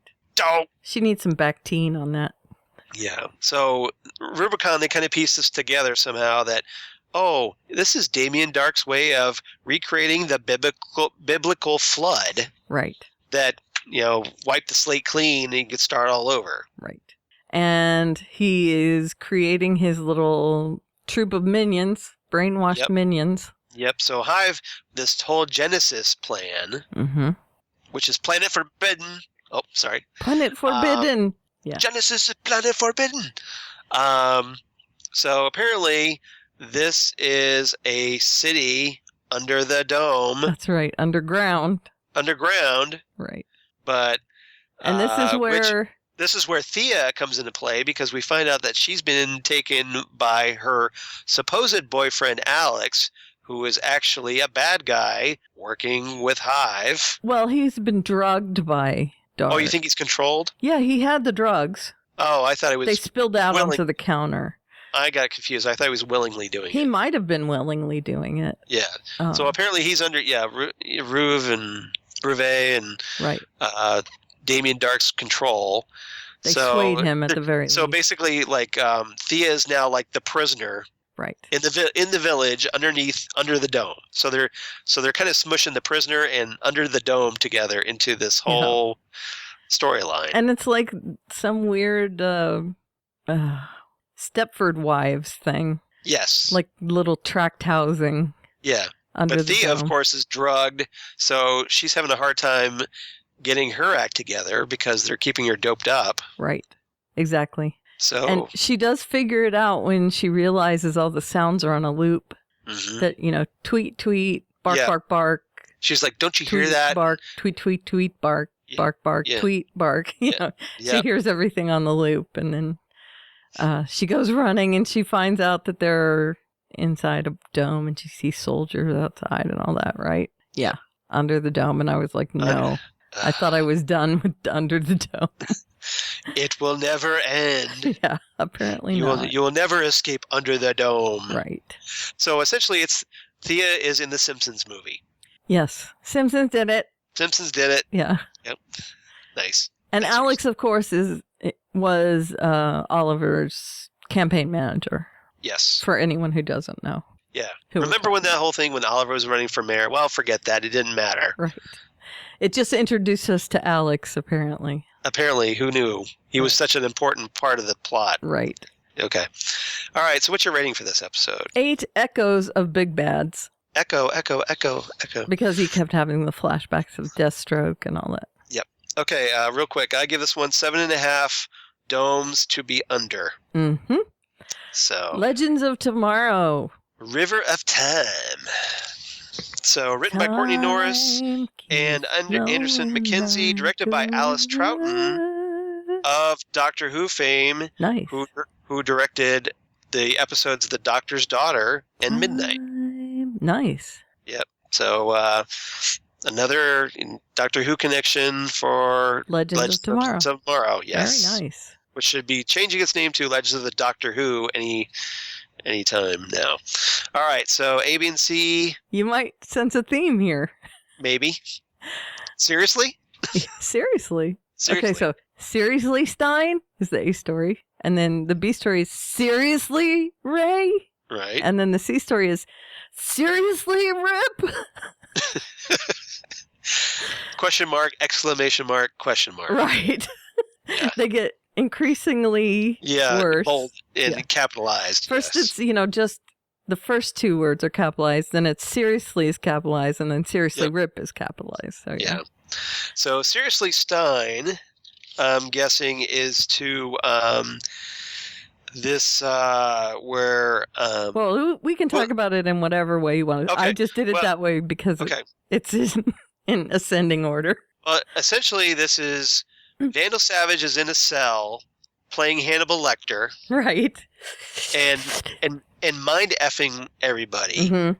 And meanwhile, we kind of get some flashbacks of everybody. Right. Of what they were doing right up to before they joined the crew. Mm-hmm. So we kind of find out. We get. I thought these were things that were put in their head, or things. I don't think they were put in there. I think they were just getting a little flashback. Yeah, we just kind of flashback. Okay. So like we find out with Ray. There's this meeting with Felicity because everything's about Felicity. Of course. Where before he leaves on the mission, she tells him that this is back when she was in a wheelchair for all of 2 seconds. Mm-hmm. She tells him that he has a life to come back to, and he promises that he will come back after they take out Savage. Right. So he says he became the atom to make the world a better place, so he has to do this. Right. And they kiss and goodbye. Right. Stein sees his wife. Right. Jack Clarissa sees his mother. Yep. Yeah, they could basically say goodbye to one another. Right. Sarah sees Nyssa. Sarah sees Nyssa, yeah, because they have a little meeting. So we get Katrina Law as Nyssa Al Ghul, which was pretty cool to see. Mm-hmm. So that was a pretty good little bit. Mick? So Nyssa's shocked by that. She's her old self again, and she goes to kiss Sarah, but Sarah resists, saying she's going to save Nyssa from she's going to save Nyssa from the League's jail, and Nyssa tells her to leave Nanda Parbat far behind, live a life unbound by her past, but Sarah says it's harder to do than it sounds, and Nyssa tells her anything worth doing is. Right. So, words of wisdom from Ra's al Ghul's daughter. Exactly. So, and this is before she is broken out of Nanda before we have the missing hand and all that. So I'm guessing the seriously Stein is there's a scene early on in the episode where Jax is trying to repair the Wave Rider and ends up getting blasted with like chronoton energy or something like that. Yeah, whatever they call it. Whatever timey-wimey time energy they want to give this. Right. So this radiation basically turns out it's aging Jax from the inside out. Temporal radiation. Yeah. Yes, so it's making him aging, age. So basically, so it's aging him. He starts getting, like older and gray hair and stuff.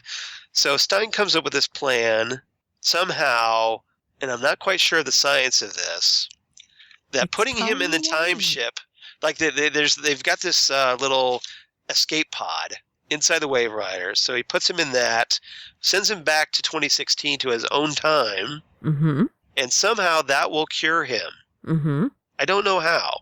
It'll go back to where they left. Yeah, but he's like, it's him from this point in time going back to where he was. Yeah, I don't know. I don't know how it fixes everything. The theorem of quantum retrocausality will take hold. Sure it will. That's what they say. Timey-wimey, essentially. I'm just saying. So and everybody's kind of... But they're all going to go back to 2016. Mick and well, they're kind of pissed because Stein want to. Jackson. They want to. So that's what I'm saying. Seriously, Stein? Yeah. So Captain Cold and Heatwave are not down with this plan. Right. But even though they like Jax well enough, they don't want him to die. But they don't want to waste the trip. Well, they wanted to go with him. Yes. Was the real deal? Is they just wanted to hang out and go with him, and Stein. Instead of just waiting a couple minutes and letting them go with Jax, he launches the ship without them. And he says, to be fair, he was upset over Jax and concerned. I get that.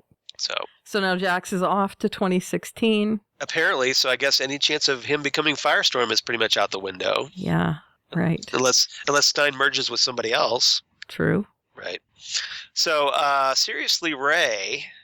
Okay. So stupid. You can go into that if you want. Okay, so Ray is hurting because we have not Hank. What's his name? Oh, you mean Carter? Carter. We have Carter back. Right. So Yeah, he's all trussed up and all bondagey. right, we have Carter back, and Kendra is kind of stuck on getting him unindoctrinated. Right. So bringing him back to Carter.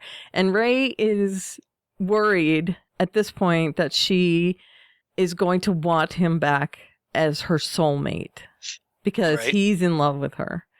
And she has told him that, yes, I'm still in love with you. You know that. But, of course, Carter Hall is her soulmate. So Right. he's all butthurt about this. And so, of course, he's taking it out on Vandal Savage. Vandal is prodding at him, is egging him on. Yes, Yeah, big to make him time. upset.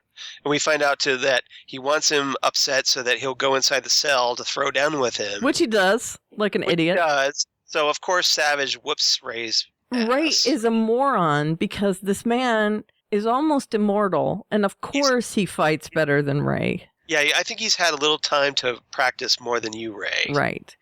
And Ray So- goes in, what does he think? Does he really think he knows how to fight? Well, he's obviously not thinking. He's Right. He's all emotional. He's so not this is thinking. why I'm saying, seriously, Ray? Seriously, Ray? So he goes in and he gets his ass whooped. Yeah, and Savage uses his he knocks out Ray, takes his hand, puts him up to the glass, And is just like walks casually out of the cell. uses Ray's fingerprints to escape Right. the cell Right. because obviously, Yeah, because why not? yep. And so gets Savage out. is walking down the ship, la la la, Right. suck ass. Right. And meanwhile, they managed to get Carter's real personality out, like halfway through a fight Yeah, after after Vandal is fighting with them. So yeah, they have a fight on the ship, and they manage to kind of subdue Vandal again. right. Enough so that they can confront the Time Masters. Yeah, so this goes into the seriously Rip. Right. So Rip. Rip gets him. Okay, go I ahead. can take this one. Okay. I can do this. So Rip, they end up going back to Vanishing Point, Right. and they are there to confront the Time Masters. There's like a tribunal going on, and Rip is just like, "Hey, guess what? We've got evidence of Savage is manipulating the time stream for his own ends. You guys are not cool with that, Because right?" of the Atom suit and this confession Exactly. he got during the fight and all this other stuff, right? So, turns out though that the Time Masters, especially this head, head of the council or whatever, Who we've been seeing. Zayman Druce, the guy Right. from a few episodes back. So he's apparently saying, "Well, we're actually working with Vandal Savage. Sorry, everyone." So they imprison Rip and release Savage to go back to 2166. Right. Don't. Which is dumb. He should have just killed Vandal Savage So because yes. they had the weapon there. Yep, and Savage is taunting Rip about his impending murder of Rip's family. I guess he'll go pay them a visit or something like that. Mhm. Mwahahaha. And not just that, but they've gone onto the ship where everyone is relaxed because they're pretty sure that Vandal is going to get taken into custody and Rip's Right. going to come back, and Yep. all these guys are coming on to say, "Hey, you're heroes." When all of a sudden the Time Master forces start descending upon the Wave Rider, and it's up to Sarah and Captain Cold, Mm-hmm. who are left trying to go, "Oh crap, oh crap, oh crap," on the Wave Rider. That's right. That's where we're left off. So they are left to save all the rest of them. Yeah. So it's up to White Canary, Right. and Captain Cold. All right, what's your rating for this? I gave it 8.5 shots of the Vanishing Point because awesome. Yeah. That shot of the Vanishing Point that was like Yeah, a that was cool. DS9 kind of Right. looking. Yeah. Yep. It was awesome looking. It was. Okay.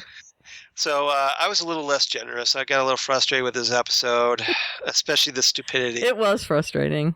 So I give it just 8 out of 10 cell door fingerprints. Yeah. It was frustrating, but I understood the motivation. He wanted to clear his name. He didn't want to just kill Vandal Savage. So I get it. Daredevil 209. 7 Minutes in Heaven. Yeah, written by Marco Ramirez and Lauren Schmidt-Histrick. Directed by Steven Surgic. Easy for me to say. Easy for you to say, yeah. Yeah, pretty much. So, A, B, and C is Kieran. Leaving to forge ahead. Okay. What, no orange juice? Did you get that one? Not really, but blood drive. Right. They give you orange juice after you take your blood. That, but I wasn't sure. And then good time to get a new job, Karen. Karen. There you go. Yeah. I can't. Karen's a little quiet. You need to jack her up a little. I know. It's all right. She's quiet. Okay. So, Leaving to Forge Ahead is the main story. Yeah. This is essentially, we kind of catch up with old Wilson Fisk, the Kingpin. We do.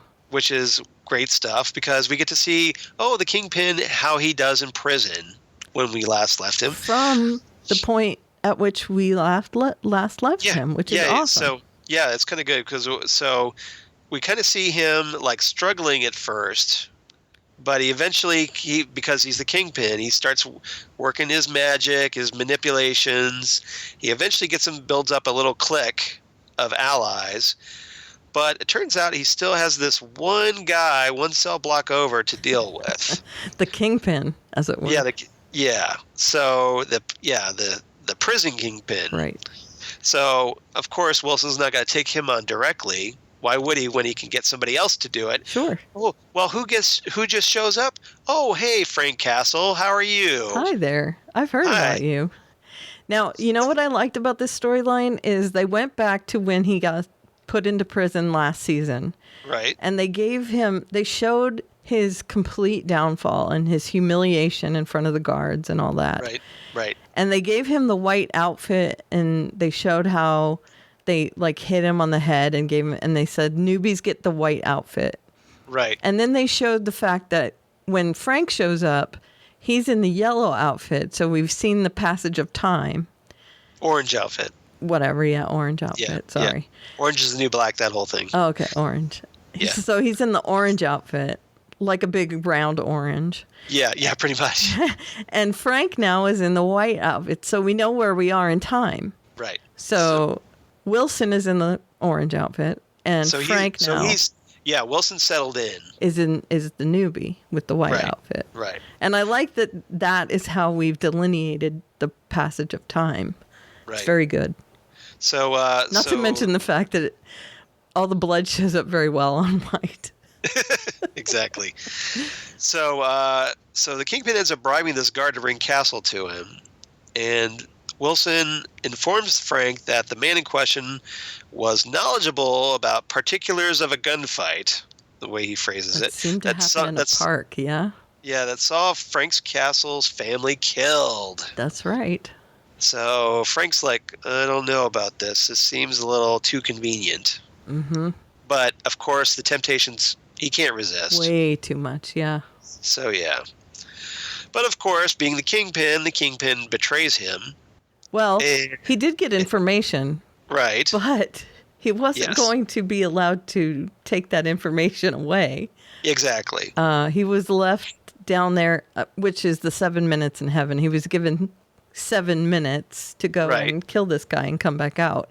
But what happened is Wilson had the guards that were on his side lock him down in that cell block. Right. He was expecting Frank to, be killed. Right. But, of course, because this is the Punisher, that doesn't happen. I'm sorry. No. He takes out, 10 guys, including the first two. So it's like a whole swarm of guys. So their henchmen. First Kingpin, not Wilson, but the first Kingpin, his guard, and then all the henchmen that came out afterwards. Right. He takes all of them out by himself, and he only has the one weapon, which he lost after he killed the head guy, and he ends up taking them out with sticks and his fists and his thumbs and everything else. Whatever he can use. Yeah, it was a great scene down that hallway. It was. I mean, it was as great as the like the stairwell fight was. Mm-hmm. We got another great fight here Right. with this prison fight. And it was more for just the visceralness of it. Yeah, yeah. So it's kind of cool that the Punisher got his own little showcase fight Right. in this. And it was very Punisher-y. Yeah, yeah. so eventually, of course, there's like a brawl between the Punisher and the Kingpin. Right. But afterwards, Frank gets smuggled out of prison. Right. Now, the Kingpin comes out on top of that fight, but it's only because the Punisher is still in chains. Yes. And the Punisher knows how to pick a fight. Right. He knew that the Punisher could probably... So Kingpin's like, well, maybe we need to get him out of the prison. Mm-hmm. So they smuggle him out. Right. Now, because Wilson, he's not going to smuggle himself out because he's all trying to be like, well, I'm just being the responsible person. I'm doing my time. Right. I'm going to get out on good behavior. Mm-hmm. But he knows he has more enemies on the outside than on the inside now. Yeah. Until he gets his power base built back up. So he's more protected on the inside than he is out. Yeah. And he knows that the devil of Hell's Kitchen is still out there. Right. So he's good. Yep. All right, B story. What? No orange juice? Do you think that he's hoping that Frank is going to kill Daredevil? I don't think he expects it, but it would be a nice benefit if it happened. Yeah. I don't think he's going to be upset about it if Right. it happens. Right.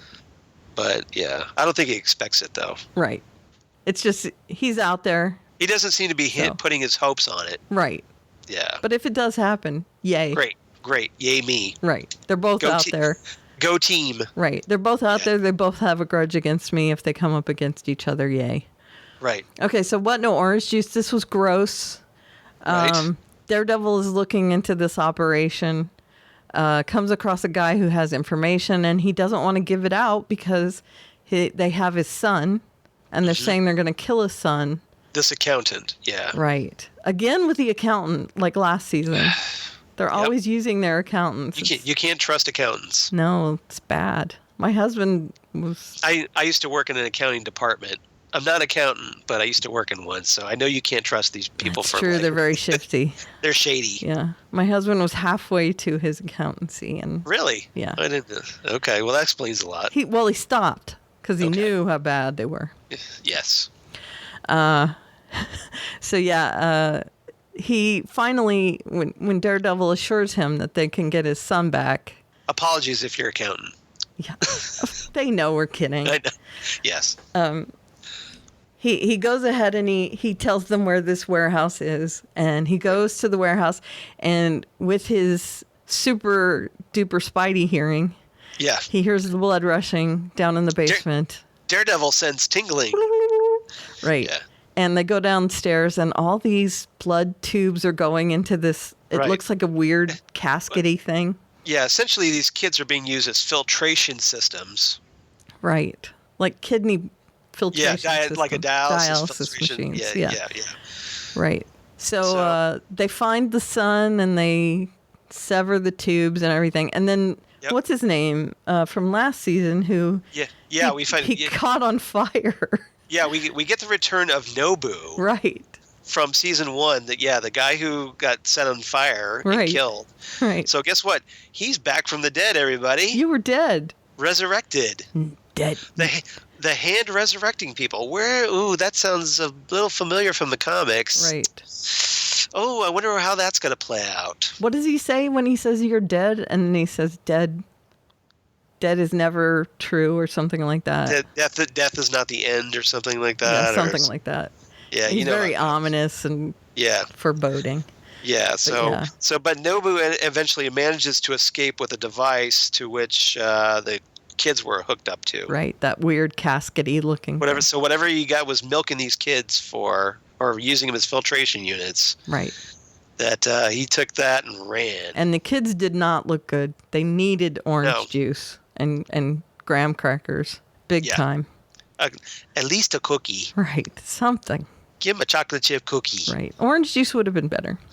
And then they're like Cookie Monster on the Apple commercial. Wait, no, on the cereal commercial. Waiting for cookies. Waiting for cookies. Yes. Waiting for cookies. Yeah. So the other storyline is Foggy goes to talk to Matt, and of course they're having issues because Foggy is not happy. Nobody's getting along right now. No. Well, I mean, to be fair, Matt kind of bailed on their case. Well, because of Matt being all into Elektra's drama, right, has seriously damaged his relationships with Foggy and Karen. Right. To the point where the Nelson and Murdoch, which was already on the ropes, and now after the Frank Castle trial has completely gone down the tubes. Right. So much so that Foggy and Matt meet up and they're like, well, I guess this is it. Right. We're Foggy done. shows up and wants him to argue, right? He wants him to say, no. But Matt's just like, at this point, he's like, I'm done. Okay, maybe we should take a break. And Foggy's like, really? That's all you're going to do? And he says, no, maybe we should take a break. And I think he's doing it in order to kind of distance himself from Foggy so Foggy doesn't get caught up in everything. Foggy. Well, I agree. I think Matt wants Foggy out of this. Right. Like pushed off to the side so that he doesn't get caught up in this hole. Right. Because it could go really badly. Right. And if that means he loses his friendship with Foggy and Foggy stays alive, he's okay with that. Yeah. Right. So I think he'd rather Foggy be alive and hate him rather than Foggy be dead. Right. So, and his friend. Yeah. Yeah. So the law office is no more. So that means Karen's out of a job, but she meets with the editor of the paper. Of the Daily Bulletin. That's right. Because we can't use Daily Bugle. Right. Ben Urich's boss. Yep. And she has this picture of the shooting in the park, and there's a guy in one picture and he's not in the other picture. And the guy who testified in closed court confirms that it's the John Doe. Yep. So the editor says... the John Doe was really an undercover cop. Right. He gives them that information and he says, if you can get me off so that I am not in danger anymore, good, but don't, stay away from me. So the editor takes her in and gives her Ben Urich's office and says, go for it. Because you're onto something.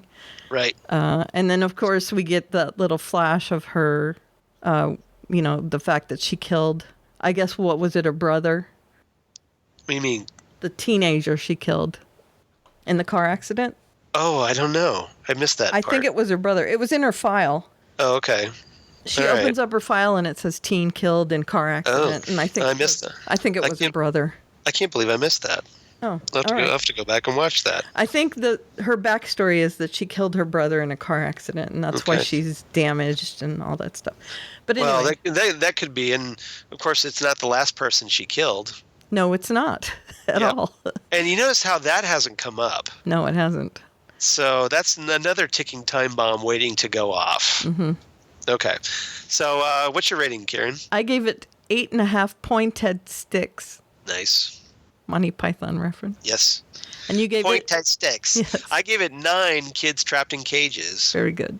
So, all right. So that about does it for that. Mm-hmm. We do have some feedback from Justina, yes? We do, yes. Let me play that. Hi, Karen and Charles. Spoiler alert, all of my episodes got a 9 this week. Oh. Here we go. Flash gets a 9 out of 10 particle accelerator Patronuses. I'm really starting to believe that Greg Berlanti loves Harry Potter because there was Harry Potter references in 2 of his shows this week, and that's the second time this season. Mm-hmm. So Barry's not dead, right? He was just broke down to his atomic level and has merged with the Speed Force, which might have to do with that wand. Because I think last time he was struck by the lightning directly, but this time that wand was used that was made for the Weather Wizard, and I'm wondering if that concentrated the power and made it too much for Barry's cellular structure. Now the question remains, how will we ever get Barry Allen back together? And it looks like we may have 2 new speedsters on our hands, because those crazy kids did not stay in the safe room. I sure hope Tuesday gets here in a flash. That's right. Arrow gets 9 dangerous diaper runs. So Genesis is a problem that will end the world and then remake it in Damien Dark's image. Now that's pretty scary. But it was also stated in this episode that Genesis is bigger than one man. So does that mean that if our team beats Damien Dark, we'll still have to deal with Genesis in the upcoming season?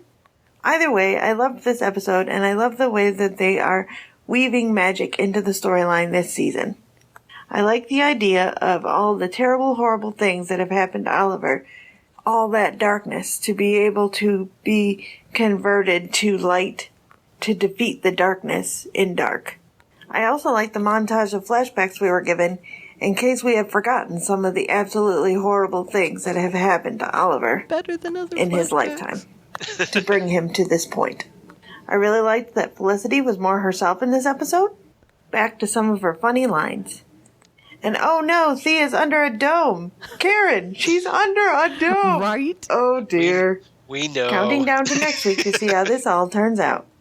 Legends of Tomorrow gets 9 flights of the Navigator. When Ray went to fight Savage, I was yelling at my screen. I was like, you bonehead, he's Right. gonna get out. What are Right. you doing? But it turns out too. something positive did happen of Seriously? it. During the fight, Carter emerged and got all of his memories back. So that's a positive thing. So I've been thinking, why would the Time Masters want to help Savage? So here's my theory. The Time Masters protect the timeline. Vandal Savage is a bad man, but the things that he did must have definitely had a profound effect on the timeline. So the Time Masters believe they have to return him to his moment in time. Otherwise, the time stream will be disrupted too much. That's what my guess I is, loved too. watching Sarah pilot the ship. I've heard that this is due to be an anthology show, and I hope that if it is, Sarah gets to stay. And maybe she'll be captain in season 2. Or she'll I'd go like back that. to Arrow. I got 2 questions. Number 1, are you watching the Chronicles of Cisco on the CW app? They are very, very funny. So I would recommend that. They're only a couple minutes long each, and they are available on the app for CW. Also, I watched Agents of S.H.I.E.L.D., though not careful enough to rate it here. But I didn't notice any strong tie-ins to the upcoming movie this weekend, Captain America Civil War. And I was wondering if I missed something and you No. saw a direct tie-in that may have to do with the movie. No. Or if they've just decided not to tie it in as tightly as they did Captain America Winter Soldier 2 years ago. Have a super week. Thank you, Justina. I actually have an explanation for that, for the Okay. Agents of S.H.I.E.L.D. Real quick. There's a lot of behind-the-scenes drama between Marvel TV and Kevin Feige, who runs the movies, Okay. the Marvel Cinematic Universe. So, and there was like Ike Perlmutter, who is in charge of Marvel, really wants to develop the Inhumans. Mm-hmm. Okay, which is basically as a substitute X-Men, because X-Men is controlled by Fox. Right. Feige hates the Inhumans. Right. So there was kind of a split, so that Feige was kind of separated from Perlmutter. Perlmutter would be in charge of the TV stuff. Feige would be in charge of the movie stuff. So therefore, Feige doesn't feel obligated to integrate with Perlmutter on Agents of S.H.I.E.L.D., and I guess that's why they're not kind of cross-promoting this time. Okay. So I see there's kind of the schism, Okay. and they're not really But they're referencing. They're maybe, referencing, but they're not really but tying in but they're not blatantly tying in like Okay. past seasons. like they had. Okay. Yeah. So that's my Because Inhumans. yeah. So Okay. well, and because of just split between Feige and Perlmutter and Right. all this. So, yeah. Well, All right. because Inhumans, though, right? Because Inhumans. Yeah. Okay. Part of it. Well, I mean, I'm sure that's part of it, but I'm sure there's more. Okay. So, real quick, I have another feedback from Fred Firestein, or Steen. Right. Apologies, Fred. It's Fred. Hi, Fred. So, do we have time for that, or should we just kind of save it for next time? No, say hi to Fred, please. Okay, well, all right, real quick. Since he took the time to write, he goes, "Hi, Charles and Karen. Hey, I get first billing this time. Nice. instead of Karen and Charles. I've been watching Daredevil on Netflix just a little ahead of your podcast schedule. I'm not pacing myself to one a week or anything, but with so much to watch this spring, it has been helping me to slow down on the series. I wanted to comment about a scene in this episode where Elektra meets Jacques Duchamp in the airplane hangar bar. They have a conversation in French before everything goes crazy, as usual on the show. Since I am a native French speaker, I always listen for good or bad French, as well as French or French-Canadian accents. I didn't realize that Elodie Young, who plays Elektra, is from France. Why couldn't I place her outrageous accent? Her outrageous accent. And that was in caps. And Very all that, nice. So, and hyphenated. So well played there, Fred. I think it's Gillis Marini or Giles. Giles? Well, it's got two L's. Okay. So maybe it's Gillis. I don't know. Okay. But who plays Jacques is also French. Okay. As for the episode in general, I'm watching this Punisher storyline more carefully since they announced a spin-off series. So yay, yeah, we're getting the Punisher spin-off series. Right. Also interesting to see the showdown play out between he has Carlton Fisk and Matt Murdock. I think he means Wilson Fisk. Right. Because Carlton Fisk is a Hall of Fame baseball player. Right. So he means Wilson Fisk. I think he means Wilson Fisk. So it's an honest mistake. I get it. Right. So we're not going to take points off. No, Fred. definitely not. So thanks for listening to the podcast, Fred. And he says, look forward to watching with you. So excellent. So thank you, Fred. Thanks, Fred. Keep listening. Keep supporting the podcast. So, Karen. Yes. Where can they get in touch with us? How can they? I mean, if you want to email us like Fred. You can get in touch with us by emailing us at fandomzonecast@gmail.com. Right. Or, that's also how Justina gets in touch with us. She attaches a sound file to an email and sends it to us. Right. Or you can get in touch with us via Facebook by searching for Fandom Zone Podcast. The Book of Face. The Book of Face. And we're there under Fandom Zone Podcast, and you'll see us by all the TVs on your screen. We are also on the Twitter machine under Fandom Zone Cast. So, yeah, please check us out. And if you would, give us a like on Facebook. Or tell your friends to like us on Facebook, because we can use more of those. But we're grateful for the ones we have. That's right. You can find us on all platforms, iTunes, Google Play Music, Stitcher. Yeah, we're everywhere these days. That's right. We're on the YouTubes. So if you want to check us out we're on the YouTubes, too. We're on the YouTubes. So, give Southgate us Media check us out Group there. on YouTubes. So, yeah, you could share us now. That's just right. like that. Woohoo! Really easy. All right. So, Karen, where can they get in touch with you? At Eleveria, Aleveria, on the Twitter machine. And in my bio link, there's a link to my blog where I talk about all things geeky and not geeky. And all my links are there as well. And where can they get in touch with you? Excellent. At Charles Skaggs on the Twitter machine. Yay. And the Instagrams. Yay. Google Plus for you all crazy kids on the Google Plus, which I'm now over 100. Excellent. So yeah. So Yay. Cheers for that, everybody, for liking me on the Google Plus. Awesome. And for, let's see, there's Facebook, of course, the Book of Face. I kind of like that, the Book of Face. And my blog of geeky things, Damn Good Coffee and Hots, where I talk about all these comic book shows, all the new shows that spin off, and more. And movies. And casting movies. News. And I just posted my review of Captain America Civil War, so if you'd like to check that out. Which I will not read until I see the movie, which will be Wednesday. That would be advisable because I spoil the living daylights out of it. Okay. I'm going to go see it on Wednesday, so. Because reviews with spoilers are infinitely more interesting than those without them. Yes, that is true. So, but my husband's weekend is Wednesday and Thursday, so that is when we can go and see them. But we can go see it in the middle of the day on a weekday.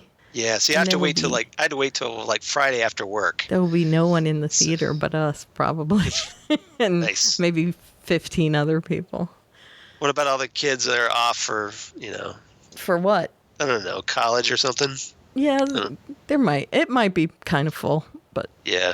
It's summertime. So, all right. So that does it for now for the Fandom Zone podcast. Come on back next time for episode 60. That's right. As we cover more of these comic book shows. Yeah. So We I hope have you're fun, enjoying though. this. I hope you're enjoying this, kids, because We love as it. as much as we grumble about it, we enjoy this. Obviously, we wouldn't do it if we didn't enjoy it. That's right. So we'll see you next time here, right here on the Phantom Zone podcast. Bye, everybody.